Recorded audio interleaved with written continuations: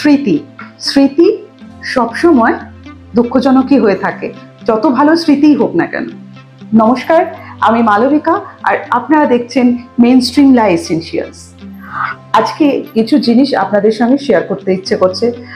কোনো না কোনোভাবে বছরের একদিন কি দুদিন আমাকে আসানসোলে নিয়ম করে যেতে হয়, কারণ সেখানে আমার মা ভাই আমার ছোটবেলা কেটেছে, তারা আছেন। এরকমই একটা সময় বের করে আমি কিছুদিন আগে গিয়েছিলাম আসানসোলে। আসানসোলের মানে যখন আমরা ছোট ছিলাম, আসানসোল মানে বলতে গেলেই আমাদের প্রথমেই মনে আসতো মাধুরী হোটেলের ছোলা বাটোরা, তারপর সুভাষ সিনেমা হলে সিনেমা দেখা, আরও অনেক কিছু। আর এখন আসানসোলের মানেটা অনেকটাই বদলে গেছে। এখন আসানসোল মানে Centrum mall. Not only Centrum mall, অনেক আছে। আমি আজকে আপনাদের সামনে সেন্ট্রাম মলটা দেখাবো, সেই কারণে সেটা বলছি। যাই হোক, বেরিয়ে পড়লাম সেন্ট্রাম মলে।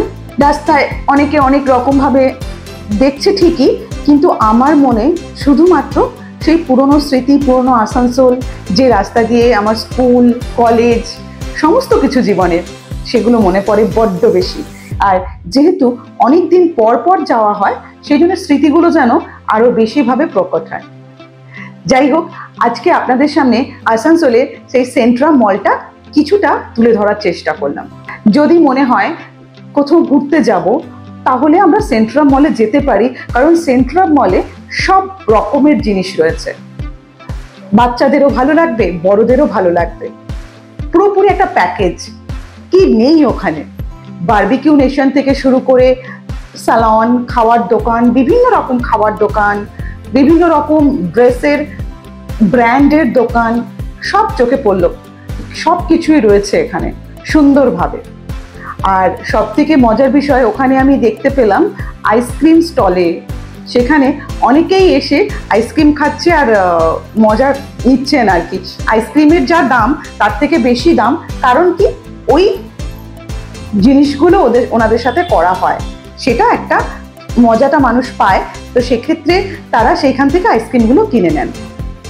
সারাদিন আমি ওপর নিচ পুরো সেন্ট্রাম মলটা ঘুরলাম। ঘোরার পর যথারীতি খিদে পেয়ে যায়। অনেক ধরনের খাবারের দোকানও সেখানে রয়েছে, কিন্তু আমার সাথে যে সাকরেতরা গেছিল, তারা জোর করলো পিৎজা খাবে, ডমিনোজ যাবে। সেক্ষেত্রে অগত্যা আমাকেও ডমিনোজে ঢুকতে হলো। যদিও আমি বাইরের খাবার খুব একটা খাই না, কিন্তু তাদের পাল্লায় পড়ে খেতে হলো। ভালো, ডমিনোজের কথা তো আর বলার কিছু নেই আলাদা করে।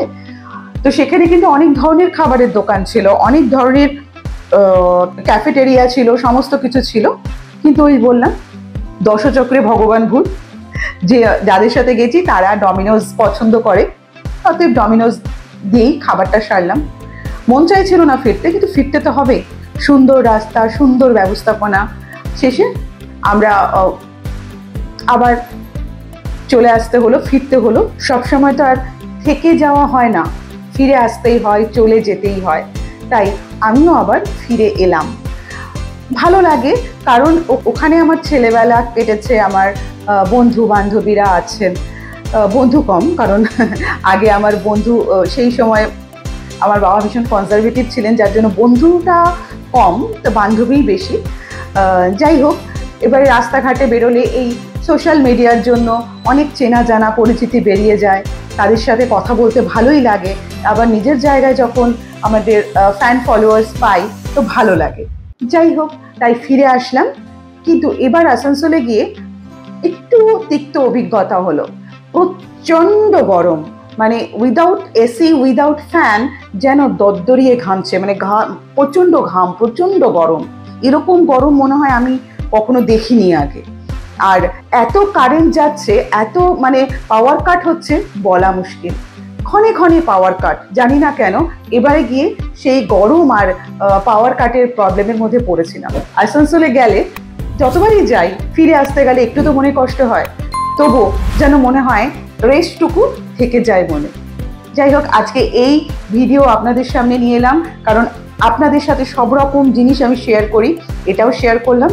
আরও অন্যরকম ভিডিও পেতে আপনারা আমার সাথে থাকুন আর দেখতে থাকুন মেইনস্ট্রিম লা এসেনশিয়ালস। নমস্কার।